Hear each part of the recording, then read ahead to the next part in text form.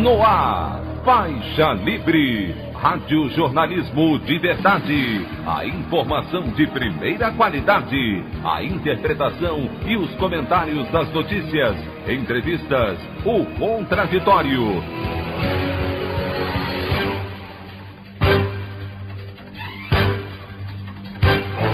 Tudo para aproximar você cada vez mais da realidade do Brasil e do mundo.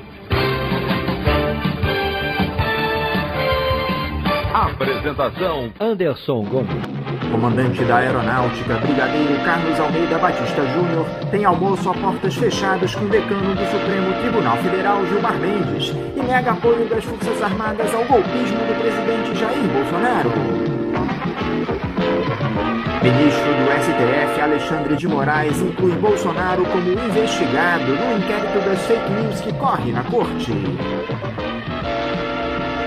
Depoimento do coronel Marcelo Blanco, ex-assessor do Ministério da Saúde à CPI da pandemia, evidencia provas de crimes cometidos por ele e esquemas de corrupção na compra de vacinas pelo governo. Essas e outras notícias na edição desta quinta-feira, 5 de agosto do ano de 2021, do programa Faixa Livre.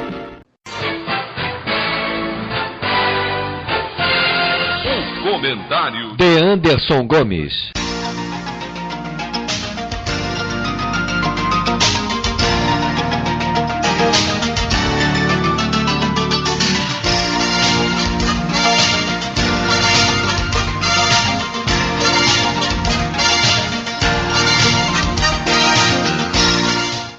Bom dia, ouvintes. Ontem nós tivemos mais um depoimento na CPI da pandemia que ouviu o ex-assessor do Departamento de Logística do Ministério da Saúde, o coronel Marcelo Blanco, aquele que encontrou o PM Luiz Paulo Dominguete, que se dizia representante da empresa Davat e oferecia doses de vacinas contra a Covid-19. Só que a soitiva ficará registrada para a história como aquela em que o depoente mais produziu provas de crimes contra si. Para vocês terem a exata ideia do que se deu, eu vou fazer a leitura da coluna do jornalista Kennedy Alencar, publicada no site UOL ontem, que teve o título Coronel Blanco bate recorde de autocombustão na CPI com versão fajuta. Disse o jornalista: ex-assessor do Departamento de Logística do Ministério da Saúde, o coronel da reserva Marcelo Blanco da Costa bateu recorde de autocombustão ao depor na CPI da Covid. Ao apresentar versão insustentável, Blanco conseguiu se complicar na fala inicial de 15 minutos que a CPI confere a todos os depoentes. Blanco, que deixou o Ministério da Saúde em 19 de janeiro, contou à CPI que dias depois já estava dedicado a buscar vacinas para vender no mercado privado. Ele não viu conflito ético em ter acabado de sair do Ministério da Saúde e negociar com o cabo da PM mineira, Luiz Paulo Dominguete, que se apresentava como representante da empresa americana Davat e dizia ser capaz de entregar 400 milhões de doses de vacinas. Os senadores Renan Calheiros, do MDB de Alagoas, relator da CPI, e Randolfo Rodrigues, da Rede do Amapá, vice-presidente da comissão, deram um soco no queixo do coronel ao dizer que Blanco negociava vacina para o mercado privado, quando não havia previsão legal para esse tipo de atividade. Nesse momento, ruiu na largada a versão de empreendedor revelação apresentada por Blanco no depoimento à CPI. Renan e Randolph, além de outros senadores, passaram a questionar a solidez do depoimento e apontar problemas éticos e legais. Na prática, o coronel Blanco confessou, por exemplo, crimes de tráfico de influência e de exploração de prestígio dos relacionamentos. Em resposta à CPI, Blanco disse que só orientou Dominguete a apresentar suas propostas à CPI. O presidente da CPI, Omar Aziz, disse ver crime de advocacia administrativa. Questionado por Renan sobre a empresa que abriu, ele disse ser um desejo pessoal e antigo de empreender. É um assunto que eu gosto, tenho conhecimento acima da média. Esse desejo já existia, afirmou o coronel. Blanco afirmou que a empresa nunca teve contrato com órgão público ou privado em 5 meses de existência e não faturou nada. Ou seja, o próprio coronel reforça a suspeita de que criou uma empresa sob medida para a transação com Dominguete e a Davat. Ainda na fase de inquirição do relator, o depoente se complicou ao negar que atuara como lobista de Dominguete e da Davat. No entanto, ao longo do depoimento, ele disse que orientou Dominguete a enviar mensagens para e-mails institucionais do Ministério da Saúde e ligou para diretores para ver se a documentação mandada pela DAVAT seria suficiente. Segundo Blanco, na cabeça dele, isso não significava atuar na esfera pública. Depois, Blanco afirmou que nunca tratou de valores de comissão com Dominguete em tratativas para o mercado privado. O coronel, com espírito empreendedor, conversou com um lobista durante 3 meses sem tratar do valor que receberia por seu serviço. Ora, mentiu a CPI. Não há outra conclusão possível. O coronel Marcelo Blanco é uma revelação do empreendedorismo militar que tomou conta do governo Bolsonaro. Se tivessem combatido a pandemia com a presteza com que tentaram vender vacina na picaretagem, militares do Ministério da Saúde teriam salvo o Brasil da tragédia de mais de 550 mil mortes por Covid-19. A César o que é de César. O presidente Jair Bolsonaro fez 2 coisas boas para o Brasil. Tirou Sérgio Moro da 13ª Vara Federal de Curitiba e expôs ao Brasil o baixo nível de nossos generais e coronéis. Na saúde, militares montaram um esquema para roubar. São golpistas, incompetentes e corruptos. Blanco é só um resumo menor dessa turma. A opinião do Faixa Livre. Bandeirantes. 1360. Estamos apresentando Faixa Livre. Voltamos a apresentar Faixa Livre. Estamos de volta, ouvintes, com o início da edição de hoje do programa Faixa Livre, que tem na sua produção a jornalista Celeste Sintra, auxiliada pela também jornalista Natália Moraes, tendo no comando do áudio o Francisco. Meu bom dia a todos. E meu bom dia também a você, que pode aqui participar nos enviando mensagens eletrônicas para o endereço ouvinte@programafaixalivre.com.br ou ainda registrando suas participações diretamente nas nossas redes sociais. No Facebook, nossa página é o Programa Faixa Livre. No Twitter e no Instagram, para deixar o seu recado, basta seguir os perfis @PGMFaixaLivre. Lembrando que as participações por telefone estão inviabilizadas, pois durante o período da pandemia do novo coronavírus, nosso programa está sendo gravado no dia anterior à sua veiculação. Pedimos desculpas aos nossos ouvintes que costumam interagir conosco desta forma, mas foi a maneira encontrada pela equipe do Faixa Livre para mantê-los informados sobre o que acontece no país e no mundo com essa nossa visão crítica e, ao mesmo tempo, preservando a saúde dos profissionais que levam o programa ao ar. O Faixa Livre pode ser acompanhado também pelo nosso aplicativo para celulares com sistema operacional Android. O nome do aplicativo é Programa Faixa Livre. Os ouvintes também têm acesso à transmissão pelo nosso site, o www.programafaixalivre.com.br, ou pela página da Associação de Engenheiros da Petrobras, a AEPET, uma das nossas entidades patrocinadoras, no www.aepet.org.br. Para quem perdeu alguma das edições ou quer ouvir novamente o Faixa Livre, os áudios das entrevistas e editoriais estão disponíveis no nosso podcast, nos aplicativos Spotify, Deezer e Castbox.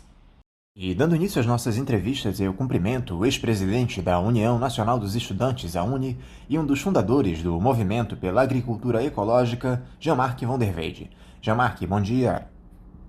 Bom dia, Anderson. Bom dia, ouvintes. Foi um prazer estar aqui com vocês mais uma vez. Jean-Marc, muito obrigado por você estar aqui conosco mais uma vez no programa. Jean-Marc, um fato que é indiscutível em meio a todo esse caos que o país atravessa é o de que o presidente Jair Bolsonaro tem perdido força gradativamente, em especial depois que começaram a aparecer aquelas denúncias de corrupção no governo. Sua popularidade segue em queda livre e ele acabou se vendo obrigado a trazer ainda mais o Centrão para dentro do governo, desalojando alguns militares de cargos importantes, como o próprio general Luiz Eduardo Ramos, que deu lugar na Casa Civil para o senador Ciro Nogueira, do Progressistas do Piauí, sendo deslocado para a Secretaria-Geral da Presidência. Essa instabilidade política do presidente da República, a essa altura do campeonato, com mais de 2 anos e meio de mandato, te surpreende, Jean-Marc?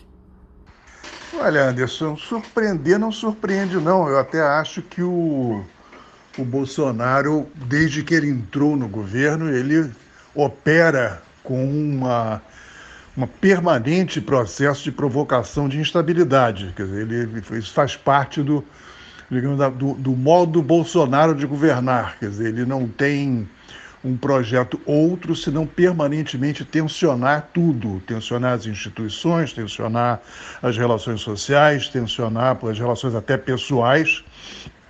Ele não tem nenhuma outra forma de ação a não ser via provocação e instabilidade. Então, eu acho que o que ocorreu nesse período, e que está ocorrendo, que vai ocorrer, continua dentro de uma mesma lógica. Quer dizer, e qual é o objetivo dessa permanente tensão? É que, na verdade, ele não tem, acredito que desde o começo, ele não tinha uma ideia de que ele deveria ganhar a opinião pública, a maioria da população, ser benquisto e bem visto para chegar, quer dizer, entende, a uma reeleição em 2022. A provocação permanente dele é para justamente criar as condições de aumentar a sua fatia de poder, quer dizer, ampliar os poderes do executivo, o máximo que for possível. E a extensão maior é o poder absoluto, né? Quando ele teria condições de ou enquadrar ou fechar, entende, as outras instituições da República, STF e Congresso, ou, num ponto menor, quer dizer, ter suficiente capacidade de pressão para enquadrá-los, quer dizer, fazer eles, tanto os congressistas como os ministros do Supremo, miarem como gatinhos em vez de urrarem como leões. Quer dizer, a intenção, ou seja, cederem às pressões que ele fizer. Então, acho que esse é o processo, essa tensão entre os poderes da República que faz parte digamos, do modus governandi, quer dizer, da permanente atividade do Bolsonaro. Então, não me surpreende, acho que está dentro da lógica, do próprio governo e do próprio personagem. Quanto a perda de popularidade, quer dizer, que eu acho que ele não se preocupou minimamente ao longo do tempo em conservar os elementos que o levaram, né, digamos, de apoio, de suporte de opinião pública que o levaram ao governo. Tipo, uma posição firme contra a corrupção, que é simbolizada na presença do Moro. Gostemos ou não do personagem, o símbolo era esse, quer dizer, entende? Ou seja, para os que votaram no Bolsonaro, o Moro era o personagem-chave, da postura bolsonarista contra a corrupção. Ele dispensou o Moro, com um pontapé no traseiro, sem muito se preocupar com as reações, né, do seu próprio gado, da sua própria base. Então, isso significou perda de espaço, certamente. Eu conheço muita gente que votou no Bolsonaro que passou a dizer, vem cá, afinal de contas, o que nós fizemos a partir desse episódio? E por aí vai, quer dizer, ele dispensa o Bebiano, dispensa mais não sei quem, dispensa um, dispensa outro, ele vai cortando cabeças, à torto e à direito, sem se preocupar muito com as reações que possam ter na sua retaguarda. Por quê? Porque ele, na verdade, ele não é um político convencional no sentido em que ele não está cortejando a opinião pública. Ele corteja a opinião de um grupo restrito de fanáticos, né, que ele não precisa que sejam maioria, mas sejam suficientemente numerosos, sei lá, 20%, 25% da opinião, e suficientemente agressivos, quer dizer, para dar suporte à sua estratégia de instabilidade política que eu já citei anteriormente. Então, acho que ele é mais ou menos isso aí, o quadro que eu esperava, quer dizer, eu não esperava que ele fosse tão coerente nesse processo todo. Eu tenho a impressão que algumas pessoas dizem que ele é um hábil e um inteligente estrategista. Acho que não, acho que ele funciona por instinto. Mas, nesse sentido, o instinto dele está correto do ponto de vista dos seus objetivos. Ele aposta, nessa fórmula e não se afasta dela.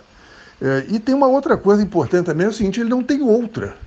Quer dizer, ele não tem nenhuma outra possibilidade, não teria nenhuma outra possibilidade, nenhuma outra estratégia. Essa aí pode até dar errado. Eu torço por isso, que ele não consiga dar o seu golpe, ou dar assim, enfim, não consiga enquadrar as outras forças da República. Mas ele não tinha outra. Quer dizer, a outra estratégia seria governar, fazer uma política, digamos, de progresso para o país, por ter de desenvolvimento, por ter de crescimento social, enfim, coisas que pudessem ter um efeito positivo na opinião. Isso ele nunca teve na cabeça dele, não sabe nem do que se trata, né? A ideia dele é muito mais rasteira, muito mais rasa, né? De simplesmente atender a interesses específicos de diferentes setores que são os seus, digamos, amigos preferenciais. Há algumas interpretações, Jean-Marc, dando conta de que o Jair Bolsonaro estaria derrotado nas eleições do ano que vem e segue apostando nesses discursos de ameaça à democracia para tentar pautar a agenda política do país em um momento em que ele perdeu completamente o protagonismo. Você é desses que acreditam que o ex-capitão meio que cumpre tabela na presidência, já que não há grandes riscos de um impeachment vingar, tampouco ele teria viabilidade eleitoral em 2022? Olha, quanto à viabilidade eleitoral, sempre pode surpreender, mas mantidas as condições atuais para o ano que vem, e eu até acredito que elas podem piorar, Bolsonaro não tem rigorosamente nenhuma chance eleitoral. Acho que ele possivelmente não chega nem no segundo turno. Acho que está se falando da possibilidade de uma melhoria da economia, a economia vai retomar. Então, na verdade, essa seria longa discussão aqui. Eu vou simplificar. Eu acredito que um processo de retomada da economia vai existir, está existindo, mas ele está existindo a partir de uma base extremamente baixa, de uma queda muito violenta nos últimos anos. Então você está retomando, mas esse retomar não é o suficiente para você reabsorver os milhões de subempregados e empregados e desempregados que, digamos, sobrevivem no país em condições extremamente precárias. Você tem, por outro lado, uma inflação que está subindo, e ela não está ainda sob controle, né? E, particularmente, uma inflação que fere gravemente os mais pobres, que é uma inflação custo da alimentação, né? E essa aí não tem solução de curto prazo evidente, uma questão que teria que ser discutida mais longamente. Por outro lado, nós estamos em perspectiva de um apagão, quer dizer, claríssimo, daqui até o fim do ano, quer dizer, dificilmente escaparemos disso, e lembremos do efeito que teve o apagão em 2001 nas condições do presidente Fernando Henrique Cardoso e na própria eleição de 2002. Então, a situação nesse caso também não é favorável ao Bolsonaro. Então, eu acredito que se chegarmos até a eleição com Bolsonaro governante ainda e com ele candidato, eu acho que tem uma boa chance dele nem ir para o segundo turno, né? Acho que essa questão está mais por aí. Ele tem dificuldades, inclusive, de achar um partido para ser candidato, por incrível que pareça. Agora, existem outras possibilidades, e acho que ele aposta nas outras possibilidades, como eu já disse antes. Ele está apostando no tensionamento político, na instabilidade, na crise, e quanto maior, maiores as chances dele poder ter condições para apelar para uma intervenção, digamos assim, musculosa do executivo, com um reforço dos poderes do Executivo via voto congressual para dar-lhe esses poderes ou via uma pressão militar direta, que seria uma situação extrema, mas que não é de se jogar, de se, digamos assim, desprezar como uma possibilidade real. Então, eu acho que o quadro a ideia de que a gente pode esperar o bolsonarismo se esvaziar daqui até 2022 é perigosa, né? Porque apostar que não, ele vai perder a eleição, nós estamos apostando que a República vai estar intacta nas suas instituições daqui até lá. E eu diria que mesmo que isso aconteça, quer dizer, que ele, né, ele não consiga dar o golpe, o preço que nós estamos pagando dia a dia pelo Bolsonaro no poder é simplesmente o próximo governo ter que lidar com um farrapo de país, entende? Estraçalhado por esses 4 anos de governo bolsonarista, em todos os sentidos. Eu não vou detalhar um por um aqui, porque vai do ambiental, ao econômico, ao social, ao cultural, ao moral, entende? Ao científico, enfim, em todos os temas, o bolsonarismo deixa um rastro destruidor, de desagregação, ou seja, o que vier depois, se vier pela via simplesmente do processo eleitoral, vai ter imensas dificuldades para dar a volta nesse quadro. Eu acho que temos que abreviar este sacrifício. Esse espaço que o Centrão tem conquistado no governo federal, Jamar, que é algo que eu te confesso não lembro de ver nessa proporção em outro governo, aponta para uma outra fase desse nosso presidencialismo de coalizão, onde esse grupo fisiológico de parlamentares passará a dar as cartas no executivo. Ou isso é apenas resultado de um presidente sem qualquer base política, sem uma estrutura partidária por trás, como é o Jair Bolsonaro? Você acredita que as próximas gestões do Palácio do Planalto terão mais dificuldades de negociação com essa turma, sendo obrigados a fazer mais concessões para conseguirem governabilidade? Anderson, a minha impressão é de que o Centrão, obviamente, quer dizer, não é todo homogêneo, claro.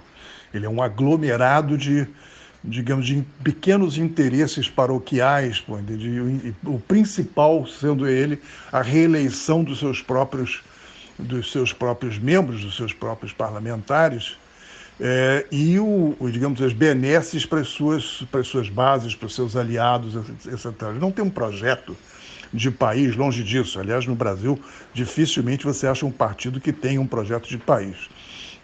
Mas, nesse caso, o Centrão certamente não tem nenhum.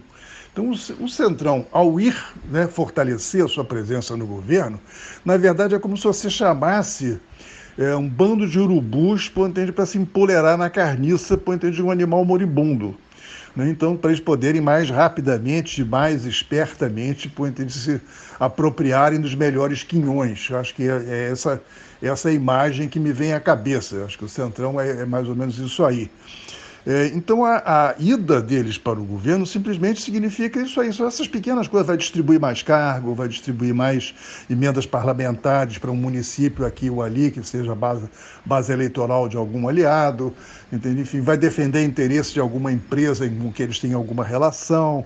Entende? Agora, não existe a possibilidade, quer dizer, da presença do Centrão trazer algum tipo de proposta que seja, digamos, de interesse maior para o país. Não traz. Eles podem até encaminhar alguma coisa que, porventura, venha aparecer, se eles descobrirem alguma maneira de ganhar alguma coisa com um apoio a uma proposta qualquer, seja ela qual for. Mas eu não tenho nenhuma esperança de que essa coisa represente mais do que simplesmente um processo de pilhagem. Eu acho que isso aí é o significado da presença do Centrão. Agora, se eles vão ter a relação Centrão-Bolsonaro, certamente no momento presente, é uma relação favorável ao Centrão. Quer dizer, Bolsonaro é altamente dependente do Centrão nesse momento para sobreviver, né, para não ser empichado, né, para manter, digamos assim, pelo menos neutralizada essa retaguarda congressual. E, nesse momento, ele, ao trazer o Ciro Nogueira para o maior posto no Executivo, ele conseguiu isso. Ele deu uma travada nas pressões na Câmara, em particular, onde o Arthur Lira é o seu aliado mais firme no momento. Agora, eles são sanguessuga. Eles vão estar sempre querendo mais, vão estar sempre, né, extraindo o máximo possível. Com um último dado, que digamos assim, um senão nessas relações, que é o seguinte: o Centrão não é suicida.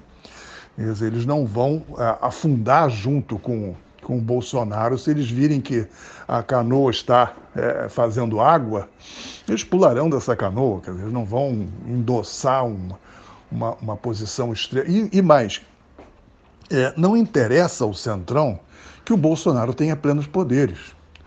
Se o Bolsonaro tiver plenos poderes, o Centrão cessa de ser necessário, né? Porque eles passam a desigualdade passa a jogar contra eles, quer dizer, passa a ser mais forte o executivo do que o chantageador Centrão.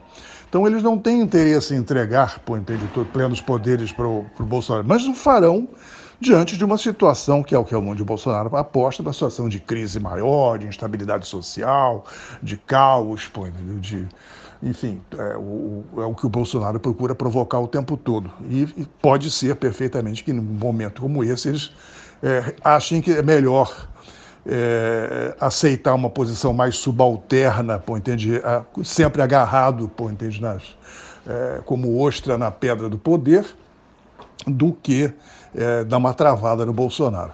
Então, acho que essas relações serão sempre relações de perde-ganha, onde não há fidelidade de ninguém para ninguém, só tem todo mundo, só tem bandido nessa parada, e bandido certamente não tem tudo menos nesse código de bandidagem aqui, não existe fidelidades. Agora, essas ações impetradas pelo Tribunal Superior Eleitoral na última segunda-feira, Jamarque, requisitando investigações a respeito das acusações do Bolsonaro sem provas de que houve fraude eleitoral em 2018, na tentativa de desestabilizar a democracia e deslegitimar as urnas eletrônicas, bem como a inclusão do presidente da República no inquérito das fake news que corre no Supremo Tribunal Federal.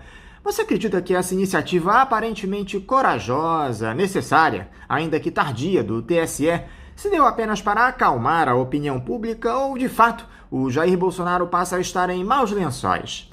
A turma da mídia dominante acredita até que o ex-capitão pode ficar fora das eleições do ano que vem. Olha, mas que até do ponto de vista legal, me parece que o poder do TSE para julgar, levar a julgamento ou enquadrar, quer dizer, o Bolsonaro não existe. Quer dizer, eles vão ter necessariamente, podem fazer processo, eles têm que encaminhar para a Procuradoria-Geral da República, daí tem que ir para organismos investigadores, entende? A Procuradoria a gente já sabe que ela e os organismos investigadores, sei lá, vai pedir para a Polícia Federal, que está já perfeitamente enquadrada pelo Bolsonaro, para investigar os crimes do bolsonarismo. Acho isso mesmo de todo improvável que isso venha a acontecer. Agora, o gesto é mais simbólico, né? Quer dizer, de criar um problema, quer dizer, uma fricção, criar uma resistência, às iniciativas do Bolsonaro, mas eu diria que onde o TSE teria força para tomar uma posição mais de efeito real, ele não fez, quer dizer, nem ameaçou fazer, que seria pôr em julgamento o pedido de impugnação da chapa Bolsonaro-Mourão por causa de uma série de violações, em particular o disparo de robôs de fake news, de financiamento externo dessas fake news na eleição de 2018. Isso eles não botaram para julgar em momento nenhum e nem tocaram nesse assunto nesse momento. Esse aí é uma coisa que eles poderiam fazer. Se não fizeram isso, é porque ou acham que não tem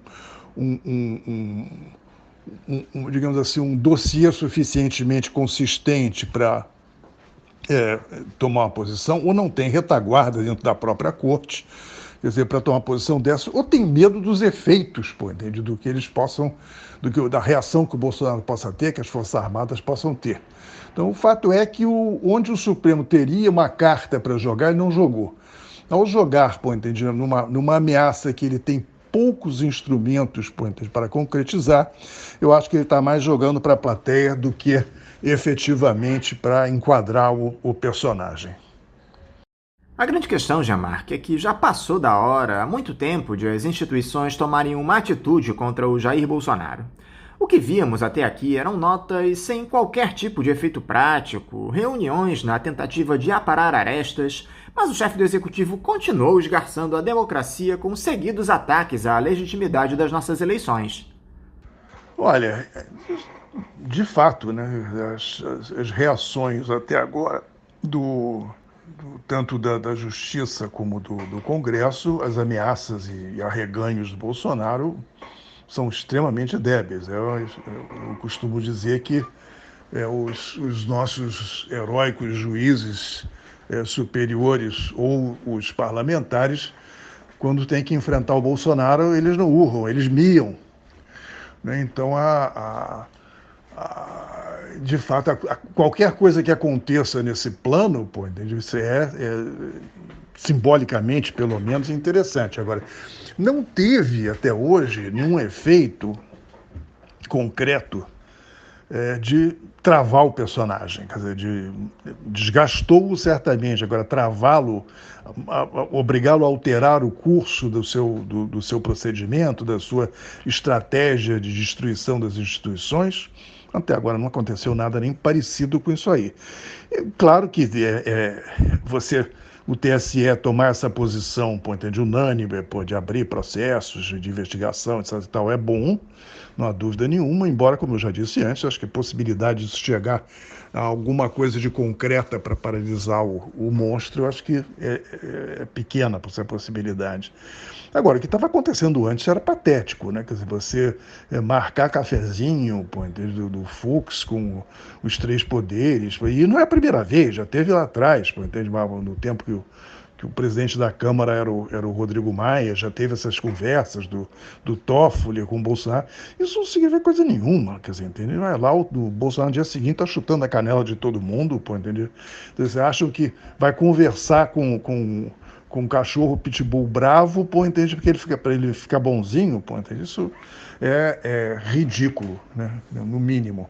Então, acho que, de fato, as instituições se apequenaram, desse enfrentamento com o Bolsonaro. O Congresso, rigorosamente, praticamente não reagiu. O Rodrigo Maia tinha a possibilidade de fazer, né, de forçar mais esta reação, ele só ficou corajoso quando ele perdeu a reeleição, né, para a presidência do Congresso, né, que, aliás, já era uma coisa meio ilegal, pelo menos não normal, quer dizer, essa tentativa dele de prolongar a sua presidência. Então, quando ele perde isso aí, ele começa a falar da necessidade do impeachment, de não sei o que. Ele ficou sentado no impeachment durante 2 anos, então ele não tem muito do que reclamar, em relação a isso, a não ser dele mesmo. Então, e atualmente piorou, quer dizer, se o Rodrigo Maia ele era um personagem que pelo menos mantinha um certo distanciamento em relação ao Planalto, em alguns momentos enfrentando, discretamente, mas enfrentando, o Arthur Lira é um cúmplice, né? Quer dizer, é um capanga, né, do Bolsonaro enquanto lhe interessar. E no momento lhe interessa, entende? Essa posição, digamos assim, de mão na mão, né, do Bolsonaro. O pior nisso tudo, Jamarque, é que o ministro Luiz Roberto Barroso agora posa de herói depois de instaurar esses inquéritos contra o Bolsonaro. O Barroso é lava-jatista de carteirinha e foi justamente essa operação dita anticorrupção que abriu a porteira para esse golpismo que está colocado, tudo para atender aos anseios estadunidenses. E agora o magistrado tenta sair de mocinho dessa história.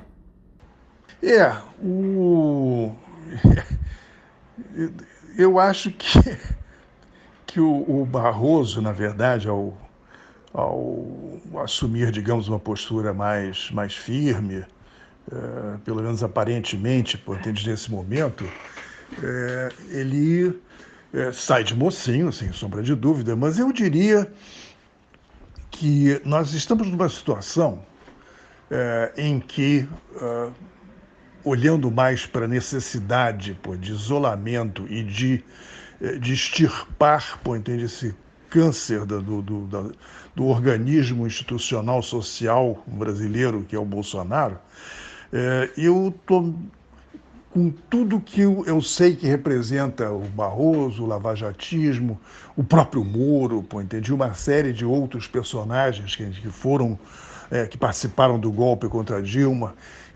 Eu acho que todos eles, se somarem para derrubar o Bolsonaro, eu acho que nós temos aqui deixar para cobrar essas coisas todas mais adiante.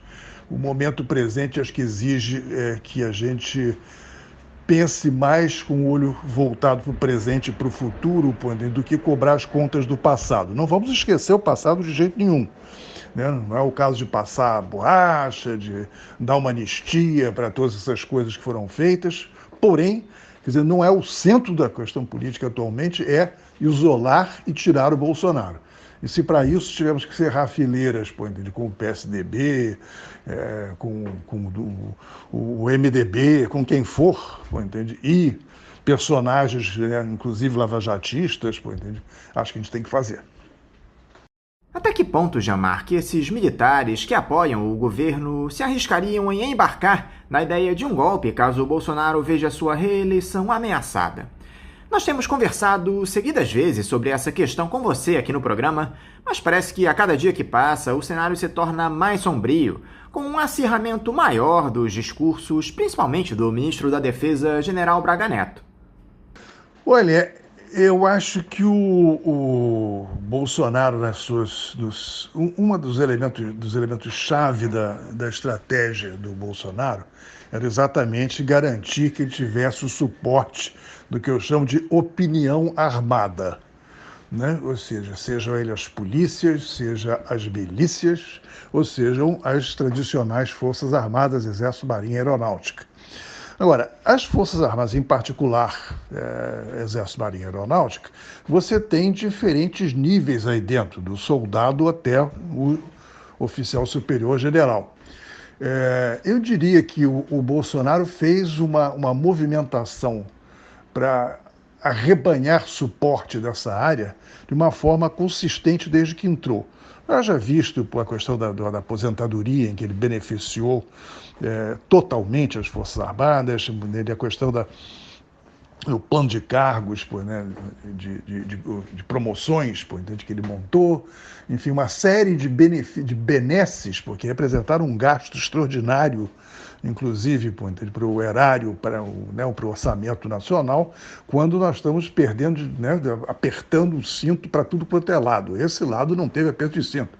Os oficiais, sobretudo, ganharam muita coisa. Já nos suboficiais, os soldados não têm tanta vantagem, se é que teve alguma. Eles, inclusive, os suboficiais se sentiram traídos da votação da Previdência, chegaram a fazer algumas manifestações, agora eles estão na deles. Bolsonaro está mais preocupado em cultivar, coisa que ele faz há algum tempo, a oficialidade média, né, sistematicamente, vai em tudo quanto digamos, cerimônia de formatura de oficiais, ele já vem fazendo isso há muito tempo e agora ele não deixou de fazer nenhuma vez desde que foi para o governo. E procura também atrair, a oficialidade para dentro do governo, né, com a questão extraordinária dos quase 7 mil cargos criados ou ocupados por militares no governo federal.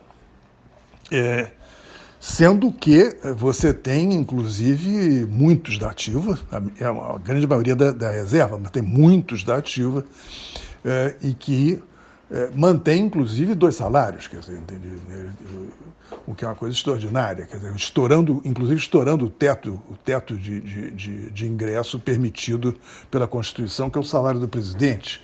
Então, tudo isso está sendo uma forma de você comprar a opinião armada, né, das Forças Armadas, mostrando assim, olha, vocês têm muito a ganhar comigo, tanto para quem está na ativa, mas quem for para a reserva tem sempre a possibilidade de vir para no governo e ganhar a sua aposentadoria mais um salário poupudo, e mais aqueles que estão na ativa podem fazer as duas coisas. Ou seja, ele abriu os cofres públicos para comprar essa opinião fardada.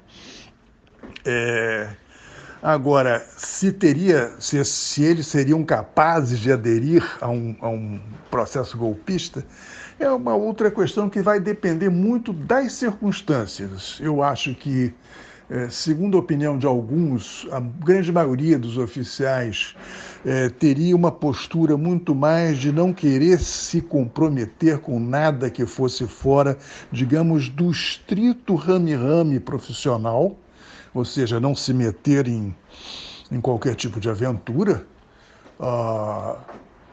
E isso possivelmente é verdade, mas também é o seguinte: existe uma minoria ativa dentro do, com opinião, que se manifesta, e agora cada vez mais, porque a questão da disciplina foi jogada para o espaço, com o famoso episódio Pazuello, está todo mundo se manifestando aí pelas redes sociais, oficiais de todo tipo, da ativa e da reserva, manifestando mais que partido político. Então, esse núcleo mais ativista político dos militares, sim, certamente é capaz de, dadas as circunstâncias que sejam favoráveis a isso, é capaz de tomar a iniciativa de uma intervenção.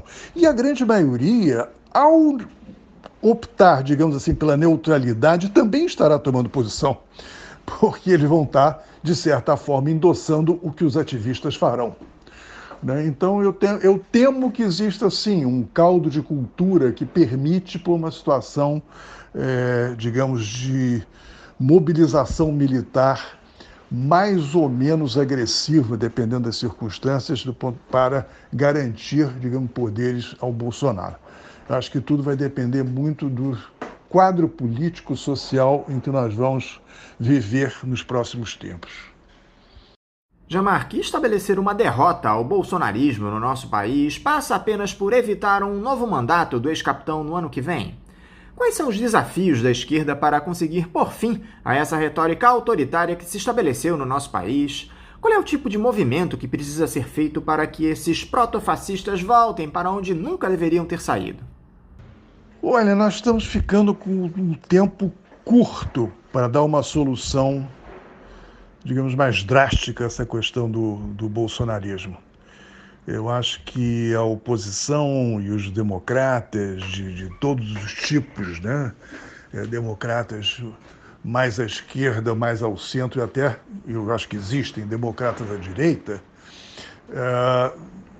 se comportaram muito passivamente nesse tempo todo, até começar a reagir para enfrentar o risco do Bolsonaro. E até esse momento eu acho que passam por ainda divisões internas, complicadas, ou seja, a oposição ao bolsonarismo e a oposição à ameaça institucional que o bolsonarismo representa, ela se divide em visões, digamos assim, mais otimistas, de que, bom, deixa o bicho sangrar que a gente derrota ele o ano que vem, na eleição, até os que são, digamos, mais consequentes, nós não podemos deixar isso acontecer, porque qualquer tragédia pode ocorrer antes, e mesmo que não ocorra uma tragédia, ela já está presente no cotidiano. Quer dizer, o desgoverno do Bolsonaro vai destruindo o país.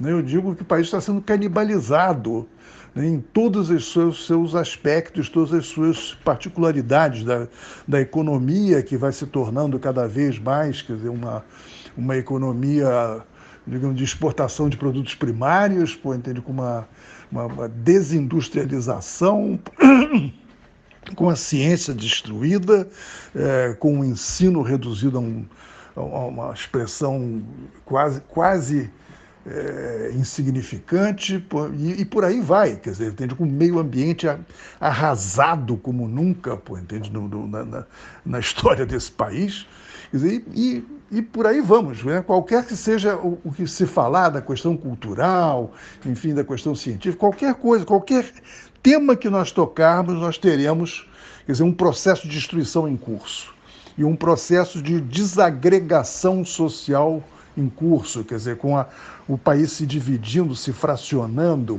se estraçalhando em correntes cada vez mais agressivas, com o país se armando, se preparando para resolver tudo, desde problemas menores até problemas institucionais na bala. Então, nós Nós estamos criando um caldo de cultura para uma situação de desagregação, de caos. Então, parar isto o mais rápido possível é uma obrigação dessa oposição. Agora, custou a oposição de esquerda a começar a se mexer e ir para as ruas. Agora isso está acontecendo. Embora eu ache que ainda com uma estratégia pouco consistente, porque a esquerda está se mexendo dentro da sua bolha. Né? Ela tem uma bolha que cresceu. Quer dizer, você tem centenas de milhares de pessoas se manifestando, quando, há uns anos atrás, a esquerda não botava nem um punhado na rua. E, nesse momento, está sendo capaz de, pelo menos, uma mobilização mais forte, quer dizer, no antibolsonarismo. Mas isso não basta. Quer dizer, nós temos que fazer uma coisa muito mais ampla, alguma coisa cujo único padrão na história do Brasil é o movimento das diretas já, onde você tinha uma unidade muito ampla contra a ditadura, entende, que colocou junto setores conservadores, setores de esquerda, setores de ultra-esquerda, enfim, todo mundo se juntou numa bandeira única, né, com imensas manifestações que não tinham a hegemonia, não tinha uma briga de hegemonia de um setor contra o outro. Você tinha oradores, desde conservadores como Tancredo Neves, até de centro-esquerda como o Brizola, o Arraes, e você tinha centro-direita como Ulisses, você tinha o Lula, enfim, você tinha o Prestes falando também naquelas manifestações. Então você tinha uma ampla gama e você não tinha ali, era um palanque único, eram palanques únicos, em que você tinha a expressão dessa unidade, você não tinha uma briga de hegemonia. Atualmente você tem, uma briga de hegemonia, você tem que os oradores do PSB e do PSDB, do Partido Verde e outros, não tão à esquerda, digamos, de centro-esquerda, em São Paulo, na última manifestação, tiveram que ter um carro de som separado, né, do outro, onde estavam as forças mais à esquerda. Entende? Isso não é uma coisa boa, entende? Não é um bom sinal. Eu acho que para um movimento dessa natureza nós temos que abrir muito o leque, entende? E parar de olhar para o retrovisor, e parar de pensar também sempre com uma segunda intenção na eleição do ano que vem, que eu acho que é o outro problema que afeta essa posição do Bolsonaro hoje, quer dizer, o se posicionar em relação às eleições do ano que vem como mais importante do que você enfrentar a grave crise hoje. Eu gostaria de encerrar falando a respeito de duas questões, Jamarque. Uma delas trata da situação grave que nós temos em Cuba, com uma crise alimentar que se evidencia na ilha, alvo de um artigo que você escreveu recentemente. Como anda o cenário por lá, Jamarque, principalmente depois dessas manifestações do mês passado? A população tem passado fome? Qual é o peso que esse embargo dos Estados Unidos tem nesse panorama? Olha, o embargo não tem diretamente a ver com a questão da crise alimentar. Quer dizer, a possibilidade de Cuba importar alimentos até dos Estados Unidos existe. Quer dizer, o problema de Cuba nesse momento é que, primeiro, ela nunca foi capaz de produzir o suficiente de alimentos para abastecer a sua população. Ela foi dependente de importações antes da Revolução e depois da Revolução. Antes era dependente de importações dos Estados Unidos, depois de importações da União Soviética, dos países do leste, da China, enfim, de outros lugares. Mas, para isso, ela financiava essas importações, sempre financiou essas importações, com uma monocultura colossal de cana-de-açúcar e exportações de açúcar, primeiro para os Estados Unidos, né, antes da Revolução, e depois para a União Soviética, que inclusive tinham preços bastante favoráveis nessa relação comercial com Cuba. Por outro lado, quer dizer, na situação atual, quer dizer, como é que Cuba ficou? Quer dizer, depois da Revolução, eles tinham recursos das exportações, mas não era o suficiente para você pagar o conjunto das coisas de que Cuba era dependente. Inclusive, ela gerou uma dívida com os países do leste e com a União Soviética bastante significativa. No momento atual, quer dizer, essa crise econômica, entende, que está vinculada a esse processo de forte dependência das importações de alimentos também, essa crise alimentar, desculpe, forte dependência da importação de alimentos, ela está brecada, quer dizer, a possibilidade de você abastecer minimamente, entende, a população cubana, ela está ligada à existência à inexistência, no caso, de divisas, né? Cuba, desde 89, que perdeu, né, com a queda dos países do leste, do chamado Bloco Soviético, perdeu essa situação privilegiada de exportação de açúcar com preços, inclusive, muito favoráveis, e passou a ter que jogar o açúcar no mercado internacional, onde, primeiro, a competição é enorme, né, e os preços nem sempre são favoráveis, e segundo, nesse caso, sim, com restrições dos americanos, quer dizer, entendeu? O bloqueio americano funciona para as exportações de açúcar. Agora, nesse momento, o que Cuba perdeu, quer dizer, essencialmente, foi os recursos de turismo, que foram os que deram uma folga, depois da crise de 89, foi quando Cuba começou a se abrir, nos anos 90, começou a se abrir para o turismo, foi o que deu uma respirada, nesse balanço de pagamentos, eles puderam, então, retomar importações, não só de alimentos, como de combustíveis e de outras coisas. Agora, sempre com muito, ali no fio da navalha, né? Quer dizer, a conta bastante apertada. E com a pandemia, o turismo cessou de existir, também de uma hora para outra, né? Foi de golpe. Então eles ficaram com muita dificuldade.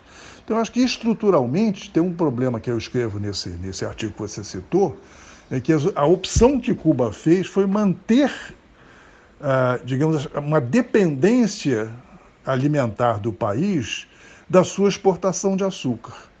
Então, ao não enfrentar isso aí com uma produção alimentar nacional de maior porte, quer dizer, que desse maior sustentabilidade e maior autonomia para o abastecimento da população, eles se tornaram vulneráveis a esse tipo de situação que eles viveram agora.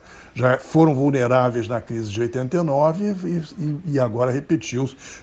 Em 2008 também teve uma situação dessa, que foi minimizada pelas exportações subsidiadas de petróleo da Venezuela, mas que agora é a tempestade perfeita. Quer dizer, eles estão com a corda no pescoço, sem divisas, obrigados a fazer como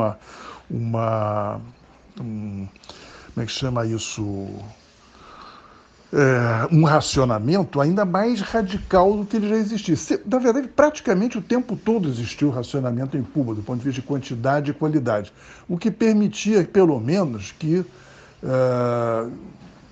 não existisse muita desigualdade entre os consumidores. Todo mundo tinha um mínimo básico para se alimentar, mas era uma alimentação, eu tive lá muitas vezes, a trabalho fundamentalmente, uma situação em que eu diria que a variedade dos alimentos e a quantidade dos alimentos acessíveis pelo comum dos cidadãos cubanos era restritas. Não, nada que desse fome ou que desse desnutrição ou coisa que o valha, mas era uma coisa, digamos assim, bastante espartana, né?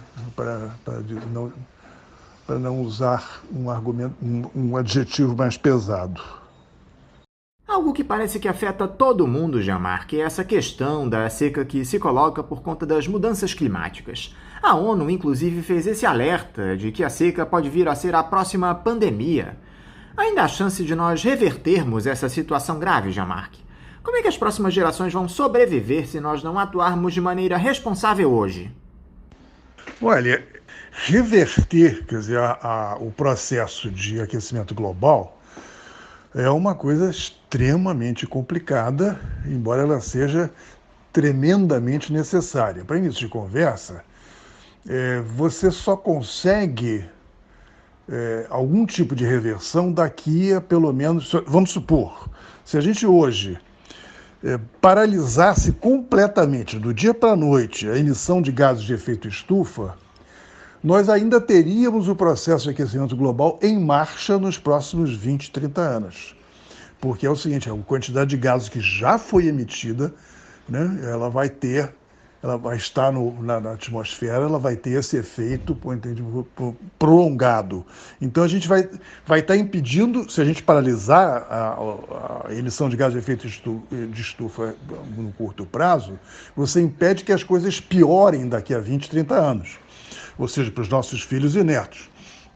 Mas você, no curto prazo, você não consegue evitar as coisas tal como elas estão. Ou seja, nós estamos...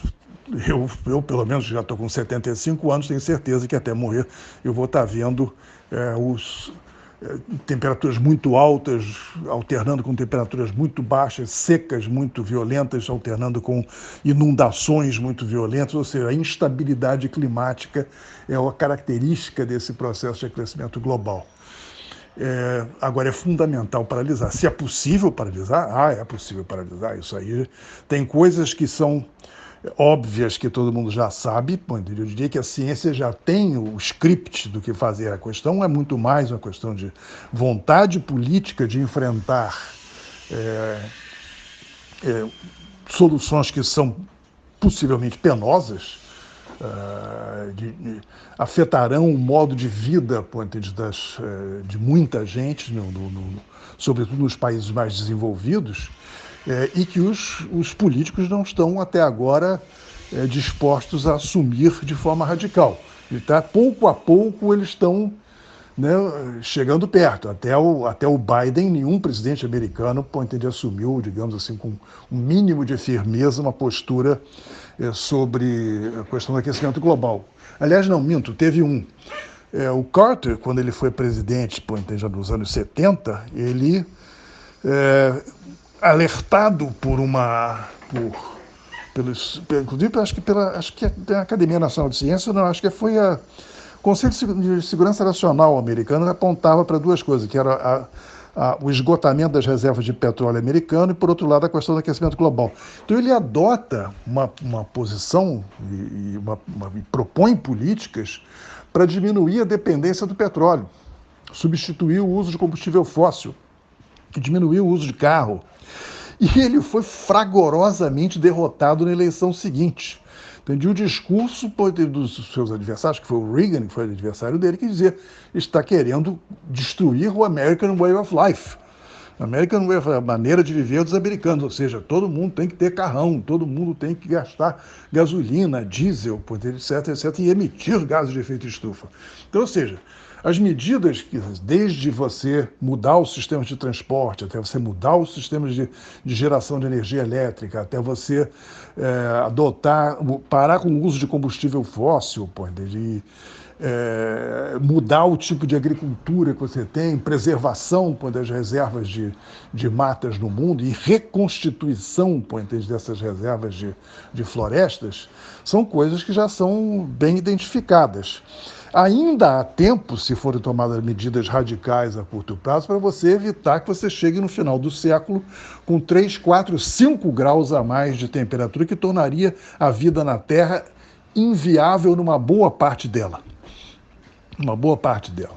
Agora, isso aí tem que ser feito, né? Quer dizer, que em particular no Brasil, nós estamos diante, uma das coisas angustiantes é que o nosso energúmeno no poder, o Bolsonaro, a visão dele dessa questão ambiental deixa destruir, entendeu? Ele é um estímulo à destruição. Ele está apostando, quanto menos árvore tiver na Amazônia, melhor, entendeu? Mais privilégios para os seus aliados do agronegócio e que são suicidas, na verdade. O agronegócio mais estúpido é esse que desmata enlouquecidamente. Os um pouco mais ilustrados, sobretudo na região sudeste, sabem que eles dependem dessas reservas da região norte, reservas de matas da Amazônia, para garantir que as chuvas cheguem ao sul. né, de uma forma regular. Né? Mas o que prevalece não são eles, que está prevalecendo são realmente são os mais estúpidos, são aqueles mais destruidores. Então nós não estamos ajudando nada, quer dizer, nesse processo. Nós estamos, no ponto de vista de geração de energia elétrica, estamos cada vez mais dependentes de termoelétricas a carvão, ou a diesel, entendi. E, enfim, do ponto de vista de motorização, entendi, o carro individual cada vez mais é uma obsessão no Brasil. Isso foi assim o tempo todo, mesmo no governo do Lula, entendi, quando teve medidas de estímulo à indústria. Os primeiros privilegiados era o setor automotivo. O Lula nunca hesitou em favorecer as empresas de automóveis. Então, essa estratégia, digamos, com uma visão de sustentabilidade, uma visão da questão ambiental, certamente não foi incorporada em nenhum governo brasileiro. Jean-Marc Vanderveide, mais uma vez, muito obrigado por você estar aqui conosco no nosso programa. Eu quero te desejar um ótimo dia de trabalho e deixar também meu forte abraço. Anderson, mais uma vez eu que agradeço essa possibilidade, essa oportunidade de estar aqui conversando com você e com os ouvintes, embora conversar seja uma coisa relativa, porque eu estou aqui no meu monodiscurso, torcendo para um dia que a gente possa voltar àquelas conversas mais presenciais, onde havia possibilidade também dos ouvintes mandarem suas críticas, suas perguntas, seus palpites. Um abraço para todos e muito obrigado. Conversamos aqui com o ex-presidente da União Nacional dos Estudantes, a UNE, e um dos fundadores do Movimento pela Agricultura Ecológica, Jean-Marc Vanderveide. Vamos agora ao nosso primeiro intervalo. Voltaremos já já. Voltamos a apresentar Faixa Livre. Já voltamos, ouvintes, e agora eu cumprimento o diretor de marketing e relacionamento da agência Lupa, Gilberto Schofield. Gilberto Schofield, bom dia. Olá, bom dia, Anderson, bom dia, ouvintes aqui do Faixa Livre da Bandeirantes. Obrigado pelo convite. Para mim é uma honra e eu poderia até dizer assim, uma obrigação estar aqui para conversar com as pessoas sobre esse mal do milênio que é a desinformação, né? A gente precisa aprofundar um pouco mais as discussões sobre isso, para ver se a gente melhora a nossa convivência online, ver se a gente melhora a nossa percepção de mundo e para ver se a gente tira do centro dos debates o que não interessa, né? Porque manipulação de narrativa é isso, é tentar dar importância a coisas que não têm a menor importância ou tentar dar algum novo viés a uma coisa que já está consolidada como um saber e um conhecimento. Então vamos lá nesse esforço que eu acho que vale a pena. Gilberto, eu quero te agradecer por você se dispor a dialogar conosco aqui no programa. Gilberto, o presidente Jair Bolsonaro vem suscitando, antes até do início do seu mandato, um debate que se tornou uma das principais pautas do país nos últimos tempos. Esse que diz respeito à suspeita de fraudes nas eleições, colocando em dúvida a inviolabilidade da urna eletrônica. Ele chegou até a realizar uma live na última semana no sentido de apresentar provas do que diz, só que evidentemente nada de concreto surgiu. Afinal, Gilberto, as nossas urnas eletrônicas, utilizadas há 25 anos no país, são mesmo confiáveis? Essa retórica do presidente da República tem algum fundo de verdade? Bom, primeiro é preciso a gente deixar muito claro uma coisa. As urnas eletrônicas começaram a ser implantadas em 96, né? E nacionalmente falando, do ponto de vista de processo eleitoral, a partir dos anos 2000, se não me engano, dos 2000, ou seja, 25 anos de fato de urna eletrônica. Desde então, não houve uma só acusação de fraude comprovada com relação ao sistema, tá?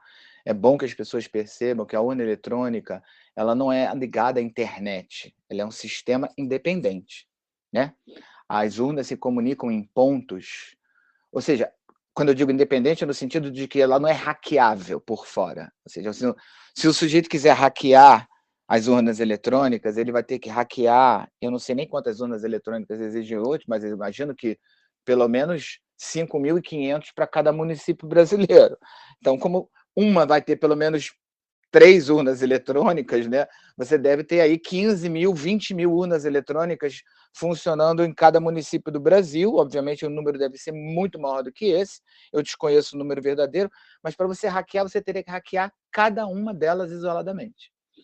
Porque elas funcionam independentemente e se conectam em pontos onde se fazem as apurações, né? As contagens dos votos. E é curioso porque nesses pontos de contagem, todos os partidos têm acesso a esses pontos de contagem, à medida em que a apuração avança. Ou seja, o sistema é fechado, ele tem um nível de segurança absurdo, de grande, e ele é acompanhável por pessoas previamente credenciadas que estão dentro do processo eleitoral em si. Então, assim, é de uma tolice. Eu não vou dizer tolice porque não é tolice. Isso é uma clássica manipulação de narrativa, certo? Aquela história que a gente fala de repetir, uma mentira repetida 1000 vezes se torna verdade. Pois é, essa é um fenômeno que a psicologia chama de ilusão de verdade, que é o seguinte: você vai repetindo a mesma história tantas vezes que, a partir de determinado momento, as pessoas passam a acreditar nelas porque aquilo é familiar. Só por isso. Não é porque aquilo é verdadeiro, é porque ela já ouviu aquilo antes. Então, se ela já ouviu aquilo antes, aquilo tem alguma possibilidade de ser verdadeiro. Então, isso é um fenômeno que a psicologia estuda fartamente, chamado ilusão da verdade. Existem várias pesquisas e estudos científicos sobre isso, que comprovam essa tese da mentira repetida 1000 vezes. Ela não é só um ditado. Então, o que está acontecendo é uma manipulação clássica de narrativa muito típica de governo conservador autoritário. E por que eu digo isso? Eu não digo não só de governo, mas de pessoas conservadoras autoritárias. Porque você está tentando minar um pilar do processo democrático, que é o processo eleitoral. Certo? E a ideia é trazer desconfiança à lisura e à reputação do processo eleitoral brasileiro. Então, quando você está tentando isso, de uma maneira ou de outra, direta ou indiretamente, você está tentando enfraquecer um dos pilares da democracia, que é o voto popular. Certo? Mas no sentido de dizer que o sistema não permite que o povo seja soberano. De fato, todo o processo está sendo manipulado por um grupo. Então, isso é grave do ponto de vista institucional. Não é simplesmente uma manipulação de narrativa. É um ataque a um sistema eleitoral que é pilar da democracia, né? Como é que essa mensagem do presidente Gilberto de que há fraudes nas eleições chega para a população brasileira? As pessoas compram essa ideia em sua maioria? Vocês da Agência Lupa conseguem mensurar qual é a percepção das pessoas a esse tipo de discurso falso do Jair Bolsonaro? Olha, Anderson, é muito difícil você captar e perceber e medir a percepção de uma pessoa sobre o que é verdadeiro e o que é falso. Porque esse mecanismo ele não depende só da educação formal da pessoa, ou seja, ele não depende só da graduação ou da pós-graduação, né? A pessoa pode ter um nível educacional altíssimo, por exemplo, tem médico que acredita em cloroquina. Tem trilhões de estudos científicos provando que a cloroquina é ineficaz para o tratamento da Covid. No entanto, há médicos que acham que aquilo ali pode ser recomendado a seus pacientes. O que faz um médico achar isso? A percepção de uma pessoa sobre o que é verdadeiro ou falso, ela não depende só da educação formal. Ela depende das interações que ela tem ao longo da vida também, com grupos que pensam mais ou menos como ela. Por sermos, né, seres sociais, digamos assim, a gente tem plenas evidências de que se você tem um núcleo familiar, um núcleo de amigos, os seus colegas de colégio ou de ensino médio ou de universidade ou de pós-graduação, se os seus colegas de trabalho, depende das suas interações sociais, se suas interações sociais são mais ou menos conservadoras ou progressistas, dependendo da mensagem que você recebe, você tende a acreditar naquilo ali, porque aquilo ali confirma um viés seu anterior de pensamento que você já tem a respeito daquilo, certo? Então, não é só uma questão de você saberes científicos. é uma questão de convicções pessoais que são moldadas ao longo do tempo por conta de interações sociais. Por isso que é importante a gente estudar essa questão das bolhas, a questão das mediações de algoritmos, porque elas são fundamentais nisso. Ontem a gente fez uma live no canal da Lupa no YouTube, essa live está lá disponível ainda, com a Cibele Aquino e o Ronaldo Pilates, que são dois especialistas em psicologia social. Eles estudam essas interações e percepções de mundo. E eles explicam ali, com muita clareza, por que as pessoas tendem a acreditar em teorias da conspiração, são negacionistas e tal. Exatamente por isso, porque isso não depende só da questão da educação formal. Ela depende também da percepção de mundo que é adquirida ao longo da vida por conta das interações sociais. Agora, a nossa produtora Celeste Sintra nos lembra aqui, Gilberto, que vocês da Agência Lupa chegaram a fazer um acompanhamento das urnas eletrônicas, atestando a inviolabilidade das mesmas na época em que o Luiz Roberto Barroso assumiu o Tribunal Superior Eleitoral. É isso mesmo, Gilberto? Conta aqui pra gente, por favor, como se deu esse acompanhamento, a que conclusões vocês chegaram? Bom, a gente não fez um acompanhamento das urnas eletrônicas. O que a gente fez, na verdade, começou em 2019, terminou em 2020, começou presencialmente no Tribunal Regional Eleitoral de Rondônia e terminou virtualmente, foi que a gente treinou todos os tribunais regionais eleitorais e o TSE, ou seja, todas as pessoas, né? Aí vai dos magistrados até os técnicos, sobre desinformação, sobre como a desinformação é feita e sobre como o próprio sistema eleitoral poderia se defender em tempo real da produção de desinformação a respeito das eleições. Isso para as eleições de 2020, certo? As eleições locais. A gente pretende fazer a mesma coisa agora com quem não foi treinado para as eleições do ano que vem, porque a gente acha importante que haja uma percepção dos perigos da desinformação, porque eu não estou falando da desinformação da campanha, de um candidato falar mentira a respeito do outro. Isso existe, mas isso sempre existiu, certo? Eu estou falando da desinformação que tenta, essa desinformação, como eu já citei aqui, que tenta minar a lisura do processo eleitoral, que é grave porque é um pilar democrático. Então, assim, você está colocando a democracia em risco quando você produz desinformação a respeito do processo eleitoral. Então, o que a gente fez foi treinar todos os TREs e TSEs para a questão da desinformação, ensiná-los a alguns profissionais, especialmente os ligados à comunicação dos tribunais, a mexer em ferramentas básicas de checagem, para que eles possam entender como é que se uma determinada foto, utilizando algum evento, é uma foto atual ou é uma foto de 5 anos atrás. Você consegue fazer isso de graça com ferramentas disponíveis na internet. Então, o que a gente fez foi treinar todo o sistema eleitoral e capacitar eles a produzir contra-informação para que eles possam se defender, digamos assim, dos ataques da desinformação feitas a respeito do processo eleitoral. E foi muito bem sucedido, porque depois, inclusive, eles replicaram um modelo que é o modelo que foi utilizado no México, que é você fazer grupos de acompanhamento durante a eleição propriamente dita, que eram grupos que conversavam com a mídia e com os checadores, grupos que conversavam com as plataformas de redes sociais, ou seja, com o Facebook, com o WhatsApp, com o Twitter, para tentar, de alguma forma, barrar ou reduzir a quantidade de desinformação relativa ao processo eleitoral. E funcionou muito bem em 2020. Vamos ver se a gente consegue repetir a mesma coisa para 2022. Essa história de fake news, Gilberto, passou a tomar conta do debate político do país desde 2018, pelo menos, com esse fenômeno que acabou levando à vitória de Jair Bolsonaro no pleito presidencial. Você lançou um livro a respeito do tema, o Pós-Verdade e Fake News, Reflexões sobre a Guerra de Narrativas. Nós chegamos até a te entrevistar sobre o lançamento dele aqui no programa, mas eu queria que você nos dissesse como anda esse debate hoje em relação às notícias falsas. É algo que amadureceu? As pessoas têm sido menos influenciadas por essas notícias impulsionadas por robôs nas redes sociais?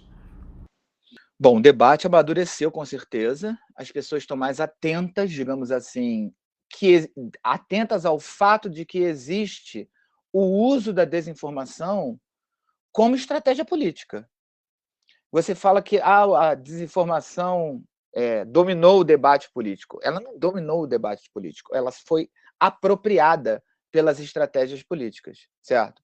Então, para uma campanha política hoje ser bem-sucedida, mais do que um marqueteiro, ela precisa ter uma pessoa que entenda de análise de dados, de inteligência de dados, né? Que a gente chama.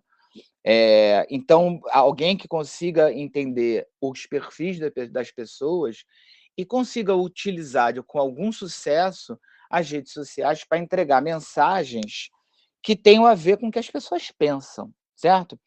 Isso é uma estratégia que deu muito certo para o Trump, deu muito certo na questão do Brexit, e deu muito certo na questão da eleição nossa de 2018. Agora, ao mesmo tempo que isso deu certo, isso ficou evidente. Então, as pessoas discutem isso com mais clareza hoje. Se isso deixou de ser um perigo, eu não acredito. Eu acho que não. Eu acho que isso continua sendo um perigo, continua sendo uma ameaça, hoje mais do que nunca, porque é o que eu falei. Não basta você entregar informação verificada para as pessoas para elas se convencerem de que aquilo ali é uma peça falsa. A questão da percepção do que é verdadeiro ou falso é muito individual e tem um viés psicológico e emocional dentro disso. Então, se você costuma entregar uma mensagem que tem um apelo emocional qualquer, especialmente baseado em medo ou em raiva, a pessoa tende a compartilhar aquilo com mais facilidade do que se você entrega a ela uma coisa absolutamente racional, digamos assim. Então, assim, eu acredito que que as pessoas estão mais atentas ao fenômeno, mas eu também não acredito que, por conta disso, você tenha menos influência da desinformação no debate público, sabe? O debate público está muito contaminado disso. A maior prova disso são essas ideias de que você pode vir a público comprovar que há fraude nas eleições, não entregar nenhuma evidência de que há fraude nas eleições com urnas eletrônicas e dizer que o serviço está feito. O serviço não está feito, mas a mensagem foi lançada. E o alcance da desinformação aí é impossível de captar com certeza. Então, a discussão está aí, a discussão ela alertou um monte de pessoas, mas eu também não acho que, por conta disso, as pessoas estejam menos influenciáveis por desinformação. E como você interpretou essa reação do Tribunal Superior Eleitoral, Gilberto, às acusações infundadas do Jair Bolsonaro de que as eleições no país são fraudadas, com esse inquérito que os ministros pediram para ser instaurado, visando investigar o presidente? Você crê que isso pode resultar em algum tipo de sanção ao chefe do executivo? Olha, Anderson, eu não sei, para ser muito sincero, porque eu não entendo os meandros dos bastidores políticos que levam as coisas a acontecerem em determinadas circunstâncias. Quer dizer, eu entendo o processo, como ele vai se construindo, mas não consigo prever o futuro, entendeu?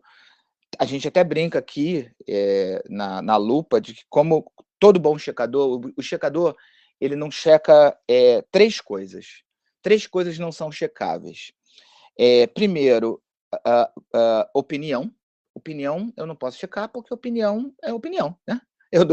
Eu acho uma coisa, você é feio, você é bonito e paciência. São seus critérios pessoais.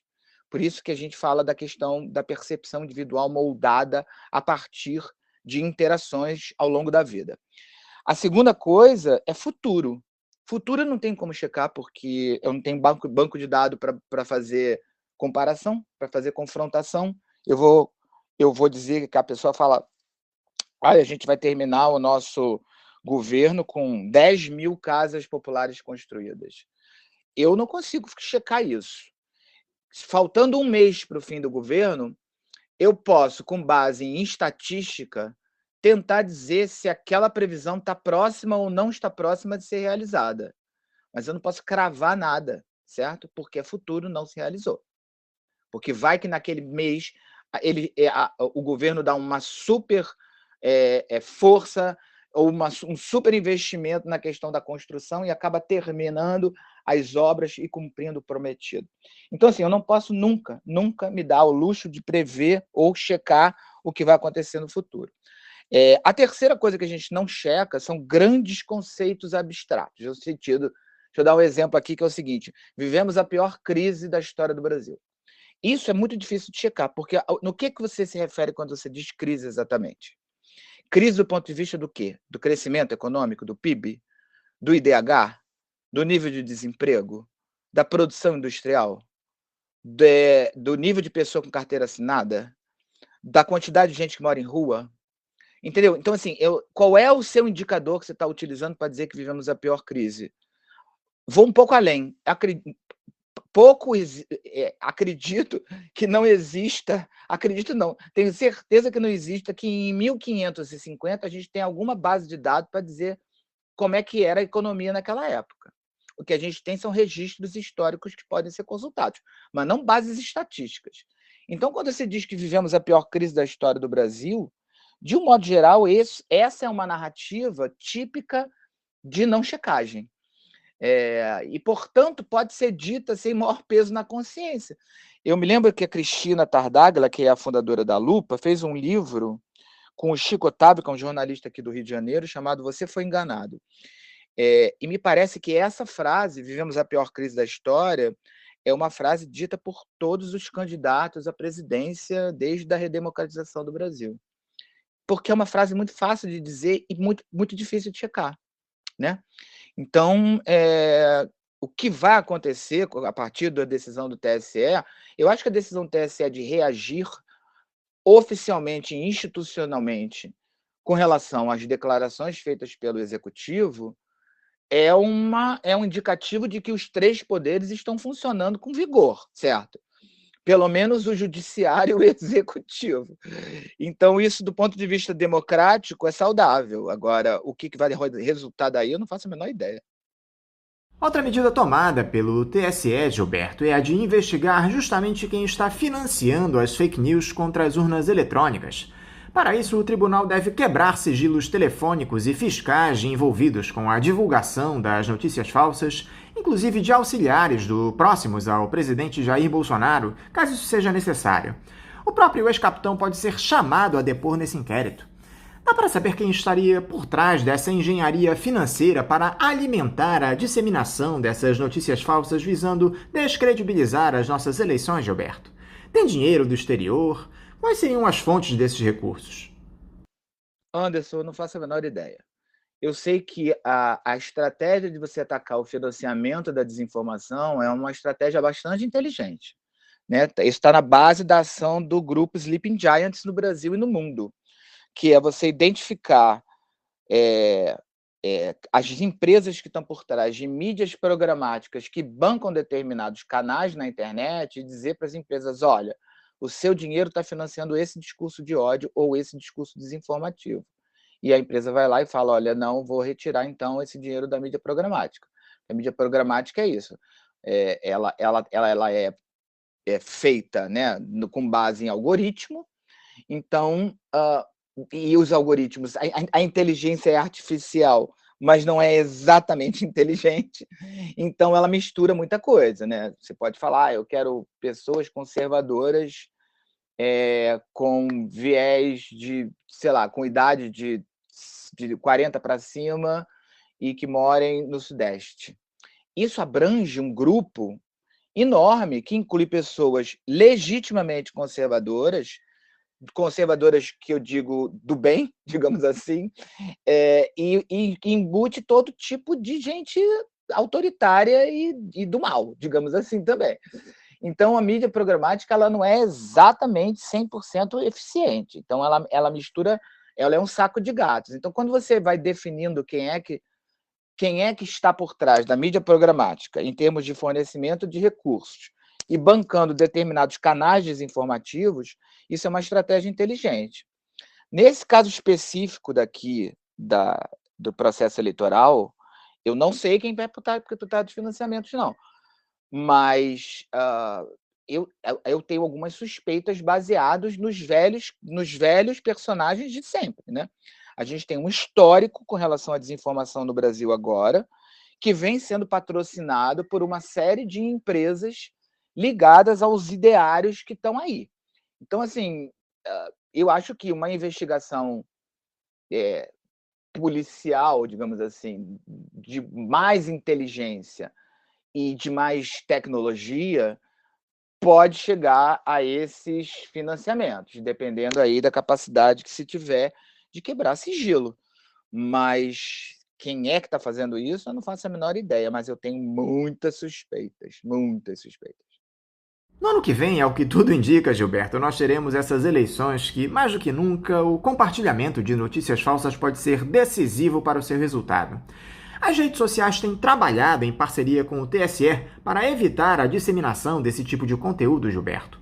Podemos, em algum momento, nos vermos livres dessa influência das notícias falsas no processo eleitoral? Olha, como eu disse anteriormente, o TSE tem se mobilizado com relação a isso, tá? A gente falou do trabalho que a Lupa fez com os TREs nas eleições passadas e que vai se repetir agora, nesse ano que vem. Então, assim, há uma mobilização do Tribunal Superior Eleitoral com relação a isso, e há uma mobilização também das mídias sociais, das plataformas de mídias sociais, que se convenceram de que há uma quantidade de desinformação dentro dos seus ecossistemas relativos ao processo eleitoral também. Então, está todo mundo meio que mobilizado e disposto a ajudar, certo?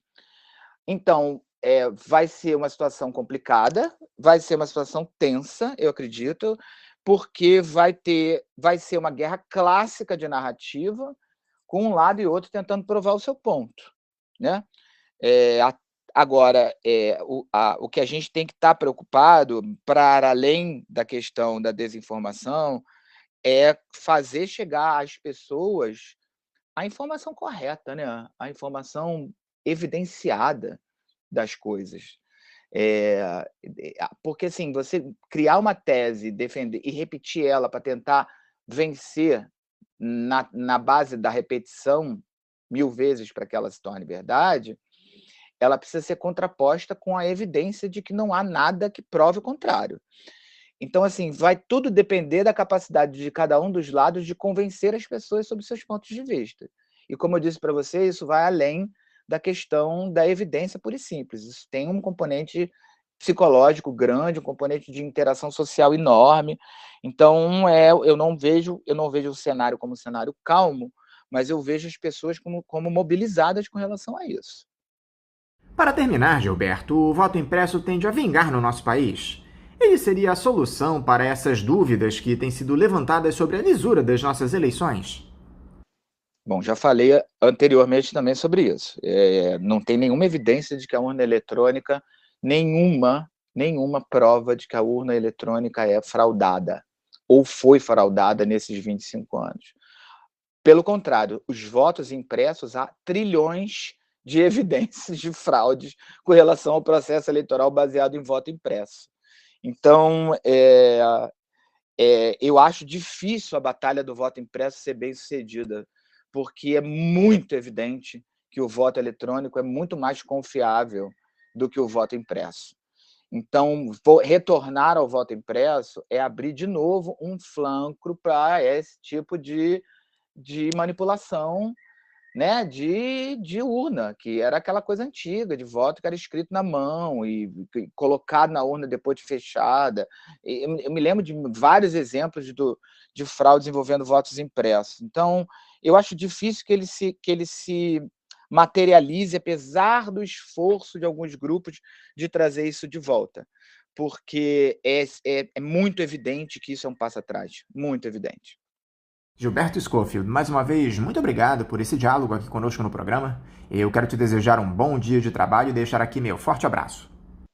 Bom, eu que agradeço o espaço aqui para discutir a desinformação, porque eu acredito que a desinformação é um problema grave que ameaça de fato o processo democrático, manipula a opinião pública, contamina o debate público. Então, assim, todo espaço que a gente tem para discutir isso é bem-vindo. Então, eu que agradeço e um bom dia aí para todo mundo. Conversamos aqui com o diretor de marketing e relacionamento da agência Lupa, Gilberto Schofield. Vamos agora a mais um intervalo. Voltaremos daqui a pouco.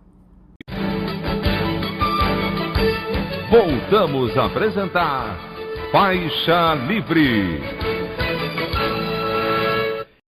Já voltamos, ouvintes, e agora eu saúdo o diretor de finanças do Sindicato dos Trabalhadores nas Empresas de Saneamento e Meio Ambiente do Rio de Janeiro e Região, o Sintsama-RJ, e diretor da Federação Nacional dos Trabalhadores em Energia, Água e Meio Ambiente, a FENATEMA, João Xavier. João Xavier, bom dia. Bom dia, Anderson. Bom dia a todos aí desse programa maravilhoso que é o nosso Faixa Livre. O tempo todo acompanhando e em sintonia aí com os principais problemas do nosso estado, da nossa cidade. Então é um prazer muito grande estar falando aqui mais uma vez na Rádio Bandeirantes e nesse programa aqui maravilhoso que é o Faixa Livre pela forma, com que as coisas são colocadas com muita clareza à população. Muito obrigado pelo espaço. João, muito obrigado por você conversar aqui conosco no Faixa Livre. João, primeiro eu quero começar parabenizando você e o Sintsama pelos 21 anos de história completados no último dia 1º. Um período de muita luta de vocês do sindicato pelo saneamento público de qualidade, que atenda integralmente todo o estado do Rio de Janeiro. Vocês que empreenderam uma série de ações nesse sentido. Eu gostaria que você falasse um pouco, João, sobre esses 21 anos de história do Sintsama, o que o sindicato representa para os trabalhadores da área de saneamento, o que ficou marcado durante essas mais de 2 décadas de existência. Verdade, Anderson. O Sintsama completou, nesse último dia 1º de agosto aí, seu aniversário de 21 anos.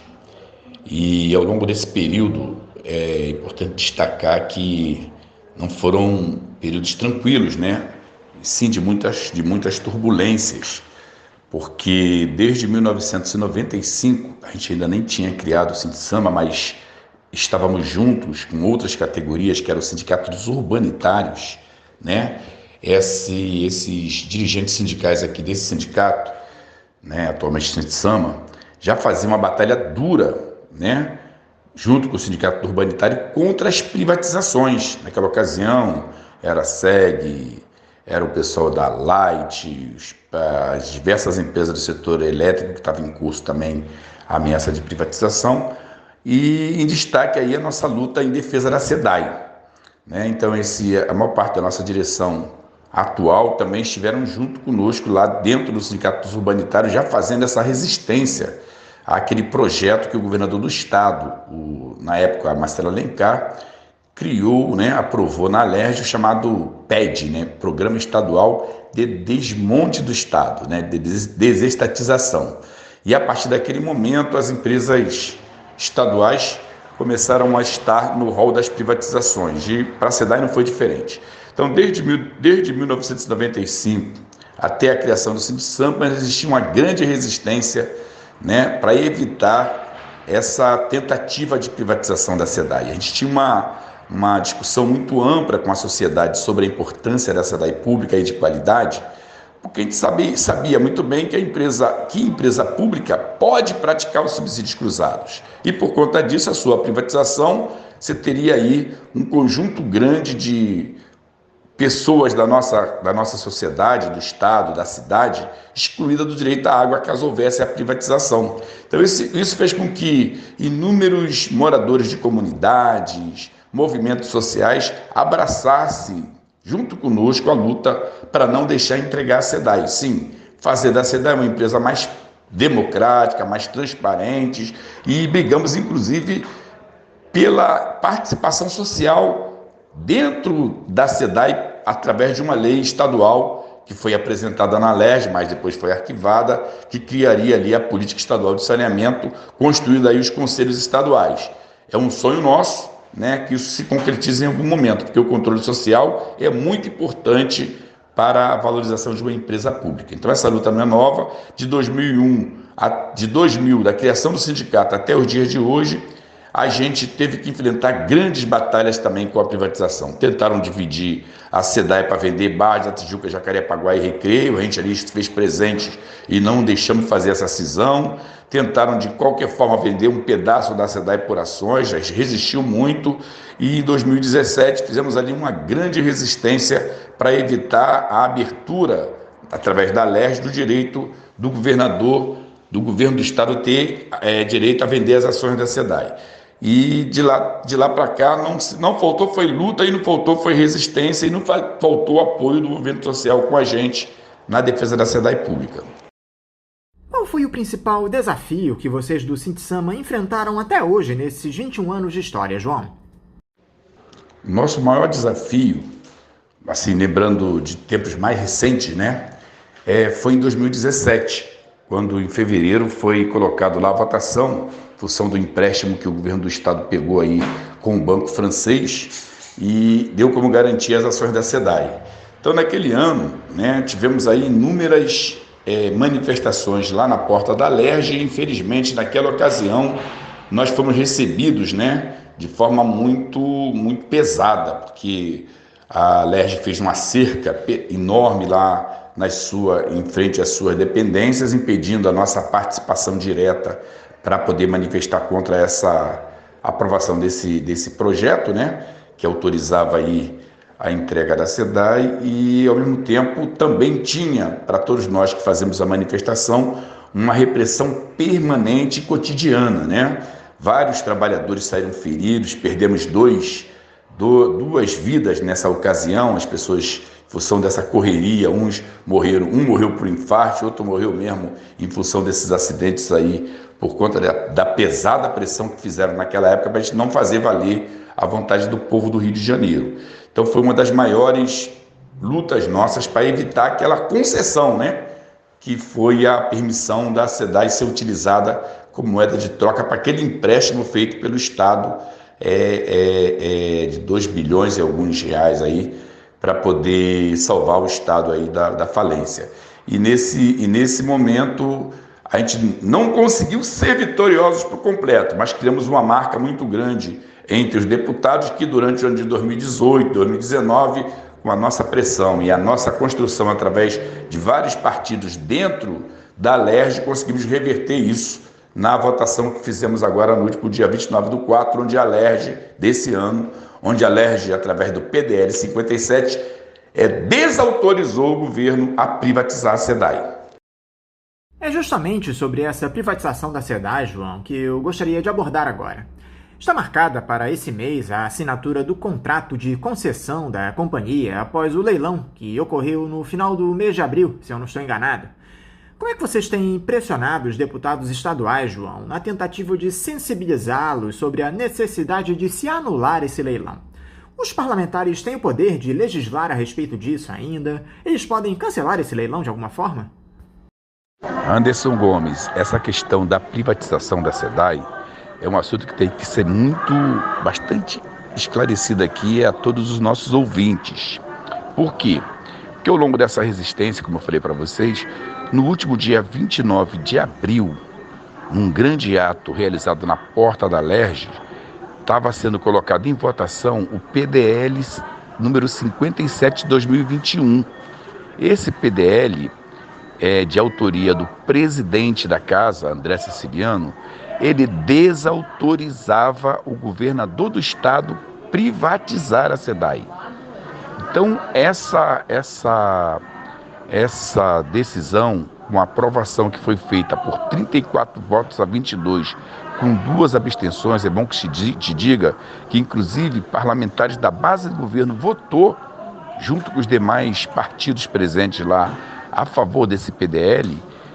A partir desse momento, o leilão não deveria ter sido realizado, né? E o mais interessante, o presidente do Tribunal de Justiça do Rio de Janeiro, o Henrique Carlos de Andrade, ele, na parte da tarde,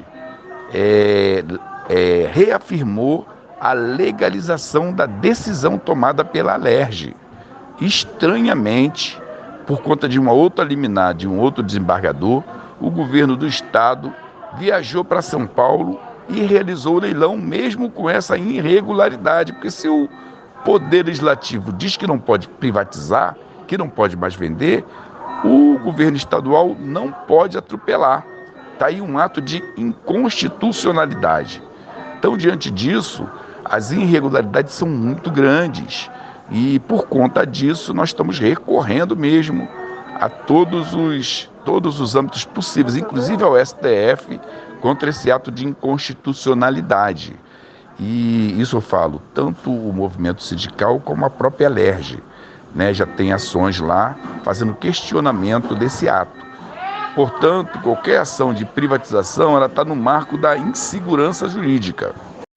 Então, eu gostaria de insistir nesses esclarecimentos, por quê? Porque em 2017, de fato, a Alerj autorizou, né, o governo do estado a ter direito de colocar as ações da SEDAI como garantia da privatização. Só que agora, com essa decisão tomada, com a aprovação do PDL número 57, caiu por terra essa autorização. Então, há aí um ato de inconstitucionalidade clara. E isso, de fato, é o que está sendo questionado. Então, todos os questionamentos dos deputados que podem ser feitos ao governador e a qualquer tempo, é por conta desse monte de inseguranças em que está se dando aí o leilão que foi feito no dia 30, da parte da tarde. E é tão incrível isso que todos puderam assistir, né? Que se a SEDAI é uma empresa pública e é do governo do estado, quem tinha que estar ali com o martelo na mão para bater seria o governador.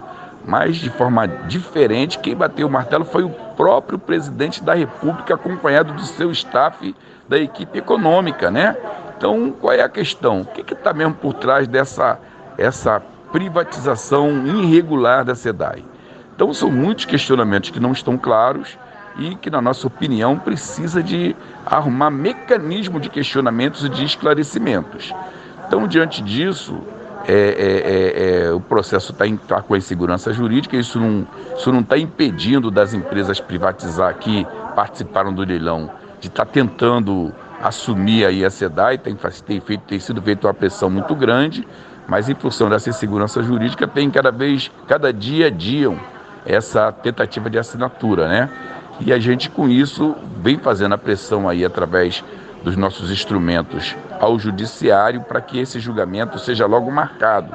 Além disso, tem uma DIN lá, que é do PDT, né, que inclusive questionam essa previsão do governo do estado da demissão em massa com a empresa sendo privatizada. Tem uma previsão de 4.000 demissões diretas dos sedaianos, né, sem contar as demissões indireta daquelas empresas que prestam serviço para a categoria, que hoje gira em torno de mais de 2.000 pessoas. Então o risco é muito grande. Portanto, além da ação da inconstitucionalidade, tem também essa ação contra essa demissão em massa. E diante disso, a pressão que vem sendo feita, ela é fundamental. Essas denúncias, aberturas como essa que está sendo feita aqui pela Rádio Bandeirante, através do seu programa e do Faixa Livre, são de fundamental importância para estar esclarecendo a população do que está acontecendo pós aquele leilão, que, na nossa opinião, é extremamente irregular. E a ação do judiciário em torno desse tema da privatização da SEDAI, João? Dá para acreditar que o Supremo Tribunal Federal possa suspender os efeitos do leilão da companhia? Como é que andam as discussões em torno disso? Sobre a questão lá do STF e os seus julgamentos, tem a ADIM do PDT, né, que essa ADIM é importante, baseada numa ação nossa aqui do CITSAMA. A ADIM do PDT, ela questiona aí a questão da demissão em massa, que além de ter o fator social das demissões, mais de 4.000 demissões numa única empresa, tem também um aspecto da qualidade do serviço. Você imagina, uma empresa que tem trabalhadores com uma qualidade técnica que nem a SEDAI, essa turma vai toda para a rua, descontinua a qualidade do serviço prestado à população no estado inteiro. É um caos social extremamente grande, não é só apenas pela questão da demissão em si. Então essa ADIM, né, o Gilmar Mendes que recebeu e já colocou para julgamento em plenário. O problema é que a data ainda não foi marcada, né? Assim como ela também tem a ação de inconstitucionalidade, essa aí veio da Alerj, né? Mas qual é a nossa batalha? Como o STF voltou essa semana, a gente espera que eles apresentem aí a agenda de votação o mais rápido possível, né? Levando em consideração, inclusive, esse conflito pesado, né, que o governo federal vem impondo em cima do STF, né, por conta dessa questão das eleições.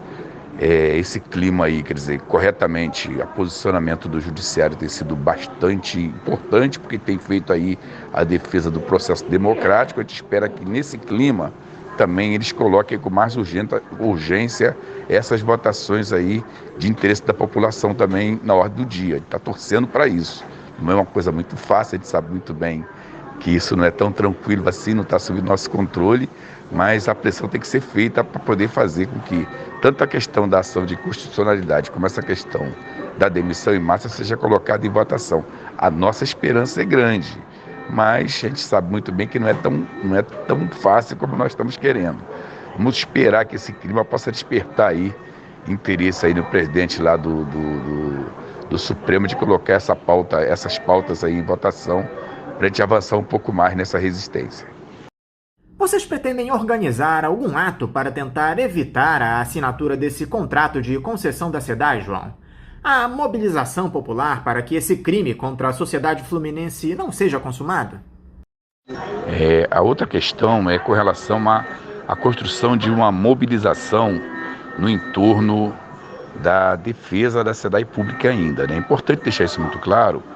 Por quê? Porque o processo de privatização da SEDAI traz aí para a população do estado do Rio de Janeiro um risco muito grande, que é justamente o risco da chamada exclusão social, né? Eu volto a repetir aqui o assunto de que a SEDAI, enquanto empresa pública, ela pratica os subsídios cruzados, ou seja, o que ela arrecada em regiões muito de boa, né, de bom potencial aquisitivo, ela consegue ter recursos para investir em áreas cujo potencial aquisitivo é muito reduzido ou nenhum, né, em cidades aí mais pobres. A mesma coisa acontece também dentro da própria cidade do Rio de Janeiro, nos bairros mais pobres, inclusive nas comunidades.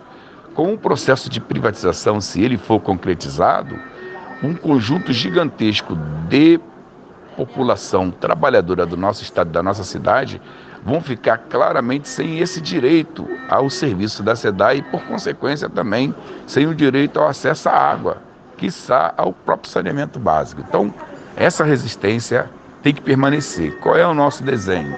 Tão logo o STF marque um julgamento de qualquer uma dessas ações que estão apresentadas a ele, tanto a de inconstitucionalidade como a de contra a demissão em massa, o nosso projeto é fazer um grande ato em apoio ao STF para que vote de forma a impedir esse processo de privatização. Então, estamos aguardando aí a data da votação para estar chamando a sociedade civil organizada para mais uma grande manifestação, e ela está sempre atenta, né? Sem contar com a coragem e a garra dos trabalhadores que, ao longo desses tantos anos de resistências, né, dentro do CIDSAMA 21 anos e dentro da categoria mais de 25 anos, vem jogando um papel importante na unidade e na luta em defesa desse patrimônio tão importante para o estado do Rio de Janeiro. Além de ser lucrativo, é uma das últimas grandes empresas que o estado ainda tem para se sustentar. João, eu quero encerrar te questionando sobre como ficou o debate de vocês da categoria em relação ao dissídio coletivo. Vocês vinham realizando assembleias virtuais em torno desse importante tema no mês passado. Já houve uma definição sobre esse novo acordo coletivo de trabalho do pessoal da SEDAI? Por fim, sobre a questão do acordo coletivo, ontem teve já uma outra reunião com a empresa, foi uma reunião importante, que estava presente a diretoria da empresa, junto com todos os sindicatos que compõem a nossa base aqui, além do CIDSAMA, o sindicato que representa a base de Campos, que representa a base de Niterói, do sindicato dos administradores, né, e sempre representando ali também o pessoal do SENGE. E nessa reunião, a SEDAI, nós colocamos a necessidade de acelerar a questão do acordo coletivo, que por acaso esse ano está em questão principalmente as cláusulas econômicas, porque o acordo coletivo que tem as cláusulas sociais tem validade de 2 anos. e só vai ser negociada a partir de maio de 2022. Mas, independente disso, para a gente é importante não ter perda salarial nenhuma, porque no momento como esse, com a empresa ameaçada, a insegurança dos trabalhadores é muito grande, porque ninguém sabe o que pode acontecer, né, se porventura eles impuserem à força essa entrega da SEDAI para o Grupo Aegea e o Grupo Iguá, que participaram daquele leilão, né, no último dia 30 de abril. João Xavier, muito obrigado por você novamente conversar conosco aqui no Faixa Livre. Eu quero mais uma vez parabenizar você e todo o pessoal aí do Sindicama por esses 21 anos de história e de luta. Quero também te deixar aqui meu forte abraço e te desejar um ótimo dia de trabalho. Eu que agradeço, em nome de toda a nossa categoria, em nome da direção do sindicato, em nome do nosso presidente Humberto Lemos e de todos os trabalhadores, né, de luta que permanentemente vêm aí dando o que pode e o que não pode para garantir boa qualidade de serviço de saneamento à nossa população do Rio de Janeiro. Mesmo em época de dificuldade, mesmo em época de pandemia, onde nós perdemos muitas vidas, né, muitas vidas mesmo, tanto pessoal da ativa como aposentado, passa de 100 os que morreram aí durante a pandemia, mas na luta de frente aí para poder garantir o melhor serviço para a população do Rio de Janeiro. Então, quero agradecer aqui mais uma vez a Rádio Bandeirantes e agradecer principalmente ao programa Faixa Livre e a vocês, tá, Anderson e Sintra, pelo espaço que vocês estão sempre abrindo aí para esclarecer a população e mantê-la antenada nessa resistência. Grande abraço a todos e um bom dia. Conversamos aqui com o diretor de Finanças do Sindicato dos Trabalhadores nas Empresas de Saneamento e Meio Ambiente do Rio de Janeiro e Região, o Sindicama RJ, e diretor da Federação Nacional dos Trabalhadores em Energia, Água e Meio Ambiente, a FENATEMA, João Xavier. Agora vamos encerrando a edição de hoje do Faixa Livre, convidando todos vocês para amanhã, a partir das 8 da manhã, estarem novamente aqui ligadinhos na Rádio Bandeirantes 1360 AM para mais uma edição do nosso programa. Um abraço a todos vocês e até amanhã!